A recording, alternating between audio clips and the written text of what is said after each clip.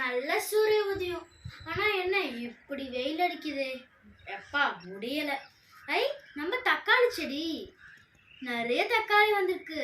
ஆனா என்ன ஒண்ணு கூட பழுக்கல. ஏதாவது பழுத்திருக்கா? அங்க ஏதோ தெரியுது. பழுத்திருக்க மாதிரி தான் நினைக்கிறேன்.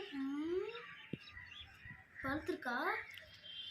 அட ஆமா, நல்லா செவப்பா பழுத்திருக்கு.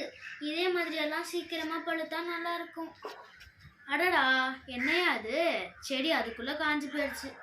அடுத்த செடி இதுவும் காஞ்சுதான் போயிருக்கு. ஆனா என்ன, இதுல நிறைய முட்டு முட்டா இருக்குது தக்காளி எல்லாம். இதுல கம்மி தக்காளி தாங்க, தக்காளியே முழுசா வளர்ந்தது. இதுல ஏதாவது பழுத்திருக்கா?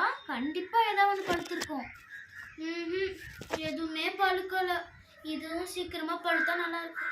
அட, நம்ம பச்சை மிளகாய் செடி இது நல்லா ஃப்ரெஷ்ஷாக தான்ப்பா இருக்கு. அட, எங்கள் டேடி போன வாரம் வரும்போது 4 பச்சை மிளகாவை எடுத்துகிட்டு வந்தார். அதுக்குள்ளே இவ்வளோ வளர்ந்துருச்சா?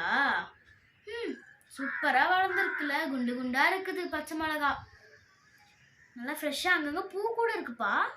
அடுத்து நிறைய வரும்னு நினைக்கிறேன். இதே மாதிரி அட, அதுக்குள்ளே நம்ம வாழைக்கன்று வந்துருச்சா? இது நாங்கள் வாங்கும் போது ரொம்ப வாடி போயிடுச்சு. நான் டேடி கிட்ட சொன்னேன், இது கண்டிப்பாக வராதுன்னு சொன்னேன். அவர் தான் வச்சு தான் பார்ப்போமே அப்படின்னு வச்சார். இப்போ பாருங்கள் எப்படி சூப்பராக வந்திருக்குன்னு. ஸோ கைஸ், இந்த வீடியோட எண்டுக்கு நம்ம வந்துட்டோம். நம்ம சேனலை சப்ஸ்கிரைப் பண்ணுங்கள், லைக் பண்ணுங்கள், ஷேர் பண்ணுங்கள், கமெண்ட் பண்ணுங்கள், நம்ம சேனலை சப்போர்ட் பண்ணுங்கள்.